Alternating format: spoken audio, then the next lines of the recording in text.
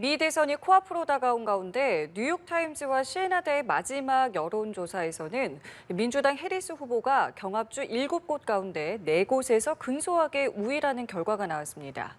이 경합주 판세가 미묘하게 달라진 기류에 두 캠프 모두 긴장을 늦추지 못하고 있는 상황이기도 합니다. 네, 미 대선 관련해서 현지 분위기는 어떤지 박홍민 위스콘신 주립대 정치학과 교수 화상으로 연결해서 자세한 이야기 들어보겠습니다. 교수님 안녕하십니까? 예, 안녕하십니까? 네, 안녕하십니까?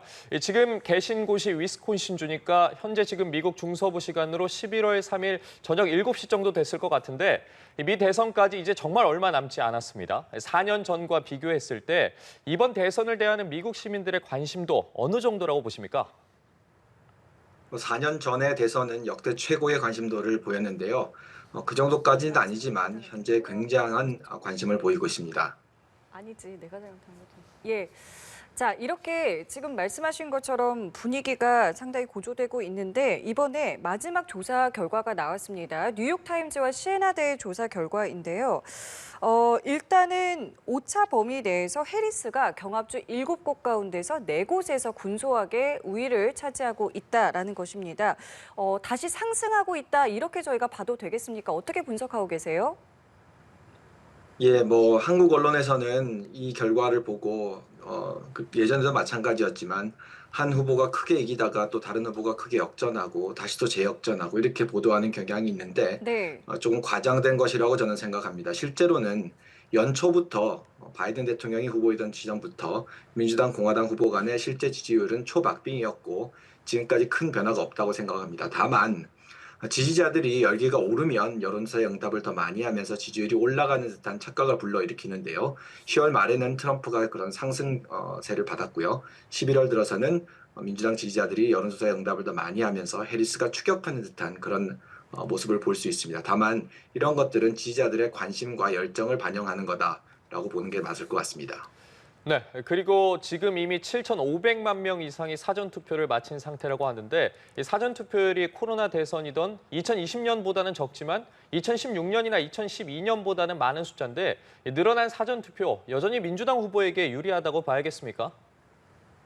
전국 평균은 민주당 지지자들이 더 많아서 민주당에게 좀 더 유리하다고 볼 수 있겠습니다. 예. 그리고 중서부 러스트벨트 경합주 같은 경우는 민주당 지지자들이 더 많아서 사전투표가 민주당이 좀 더 유리하겠지만 다만 남부 선벨트 경합주 같은 경우는 조사에 따르면 공화당 지지자들이 사전투표에 더 많이 참여한다고 알려져서 이 점은 좀 자세히 봐야 될 것 같습니다. 예. 지금 또 두 후보가 어느 지역에 가서 유세를 많이 하는지를 보면은 그 지역의 민심도 알 수 있을 것 같은데요. 트럼프, 해리스 모두 선벨트인 로스캐롤라이나에 화력을 집중하고 있는 모습입니다. 원래 저희가 알기로는 이 펜실베니아를 이제 최대 경합주로 꼽았는데 이번 대선 막판에는 이 노스캐롤라이나주가 좀 막판 격전지로 나오고 있는 것 같습니다. 이유가 무엇일까요? 펜실베니아가 여전히 가장 중요한 경합주인 것은 맞습니다. 선거인단이 19명으로 가장 많고요. 트럼프 전 대통령 같은 경우 지난 주말에 방문했고 해리스는 마지막 유세를 펜실베니아에서 할 예정입니다. 다만 조지아주와 노스캐롤라이나주가 선거인단 16명으로 그 다음으로 많은데요. 예. 과거에는 해리스 후보가 조지아를 가져오기 위해서 노력을 많이 했고 최근에는 여론조사 결과가 조금 좋게 나오는 경향이 있어서 노스캐롤라이나에 좀 더 노력을 하고 있는 모습이겠습니다. 트럼프 후보 같은 경우는 두 곳 모두 조지아, 노스캐롤라이나 두 곳 모두를 지면 펜실베니아를 이겨봐야 소용이 없기 때문에 펜실베니아보다 최근에는 노스캐롤라이나에 더 노력을 하는 것 같습니다. 네, 지난달부터 트럼프 후보의 상승세가 나타났지만 그를 지지하는 코미디언의 라틴계 비하 발언, 그리고 여성 유권자의 거부감 등으로 해리스 후보가 최근 러스트벨트 경합주에서 선전하고 있는데 위스콘신주도 러스트벨트에 포함되어 있지 않겠습니까? 지금 교수께서 위스콘신주에 계시는데 분위기가 바뀌고 있는 게 피부로 느껴지십니까? 위스콘신도 경합주 맞고요. 매우 중요한 주입니다. 오늘은 오바마 전 대통령이 위스콘신주 가장 큰 도시 밀워키에 방문해서 유세를 했죠. 그렇지만 현지 분위기는 어느 누가 우세라고 말할 수 없는 초박빙의 분위기고 해리스 후보가 좀 치고 올라가는 듯한 그런 모습이 있다고는 하지만 현지에서는 그 정도까지 분위기는 아니고 초박빙이다 이렇게 보는 게 더 맞을 것 같습니다. 예, 상황이 이렇다 보니까 이런 이야기도 나오고 있습니다. 이 트럼프 전 대통령이 4년 전처럼 개표가 덜 끝난 상태에서 승리를 선언할 가능성이 있다. 그리고 그러니까 해리스 캠프도 이에 대해서 대비하고 있다라고 밝히고 있는데요. 이런 부분에 대해서는 어떻게 좀 생각하시는지요? 예, 트럼프 전 대통령의 대선 불복 가능성은 매우 높다고 저는 생각하고 있습니다. 만약에 해리스 대통령이 이긴다면요. 오늘도 트럼프 전 대통령은 유세장에서 2020년에 그냥 백악관을 나오지 말았어야 했다라고 말하기도 했습니다. 그리고 트럼프 지지자들 같은 경우는 선거 부정이 현재도 일어나고 있다고 노골적으로 주장을 하고 있어서 트럼프의 대선 불복 가능성은 매우 높다고 보겠습니다.